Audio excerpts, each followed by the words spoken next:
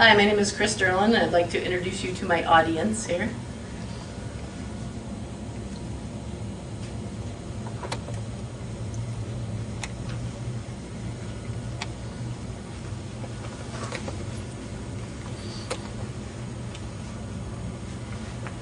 Procrastination is often thought to be the nemesis of productivity. There's been books written on it, on how to overcome it. There's even been 12-step programs developed to help the habitual procrastinator break free.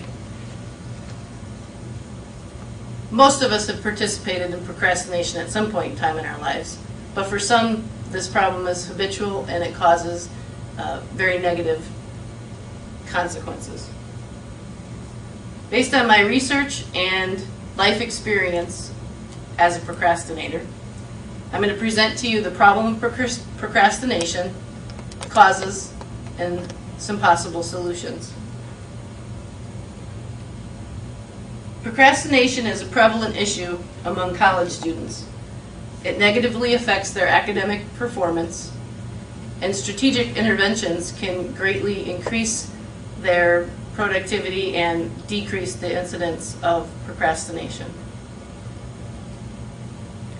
During our time together, I will present to you the problems of procrastination by defining procrastination, by evaluating the consequences, by stating the causes, and giving both a traditional and a non-traditional approach to taking care of that issue.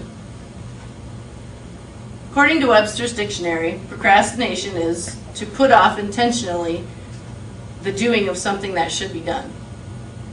This is a prevalent problem, especially among college students. In the book Counseling the Procrastinator in the Academic Setting, researchers estimate that in North America, over 70% of college students procrastinate. Students who procrastinate are more likely to experience difficulty with their academic performance, and they also experience a lower degree of success in their life achievements. Procrastination negatively affects a student's performance through a lower GPA. They're also more likely to drop out of school, and procrastination also produces feelings of guilt and difficulty and negative affect. While there is no single cause of procrastination, the University of Buffalo Counseling Services came up with some general ones that mainly apply to most people who procrastinate. The most common ones are poor time management skills, perfectionism or fear of failure, and difficulty concentrating. Just as there's no single cause for procrastination, there's no magic cure that will reform all procrastinators. There's different approaches, such as a traditional and a non-traditional approach, that can help you eliminate procrastination. For example, if poor time management is an issue that motivates your procrastination, you can take a behavioral approach to this. A behavioral approach would be identifying distractions such as Facebook, the computer, video games, TV, whatever it would be that would cause you a distraction.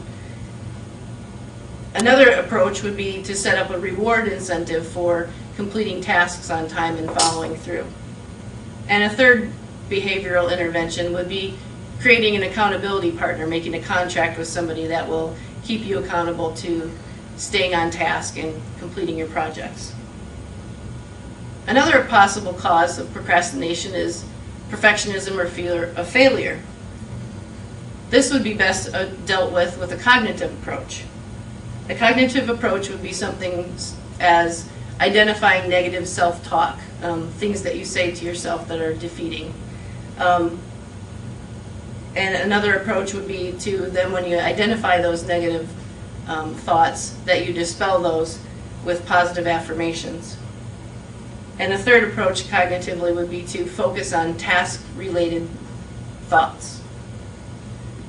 Now, if you're like me and you have taken all of these approaches and been unsuccessful, maybe you need some help from a non-traditional approach.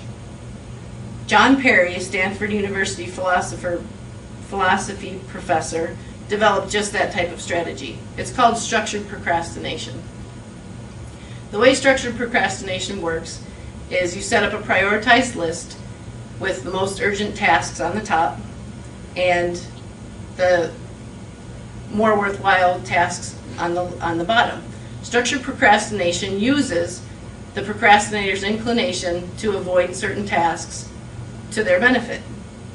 By completing the worthwhile tasks and avoiding the more urgent ones, the procrastinator can remain productive and still participate in their comfort activity of procrastination. So it's clear that there's many varied causes and several different approaches. But the point here is that if you're a procrastinator and that you've suffered negative consequences in the past, there's hope.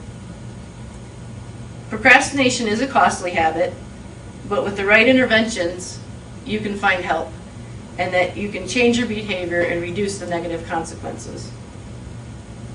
The cause of this growing problem varies from student to student, and identifying and addressing those specific problems can greatly improve the student's overall success. So today I'd like to leave you with a quote from Lord Chesterfield. "Know the true value of time, snatch, seize, and enjoy every moment.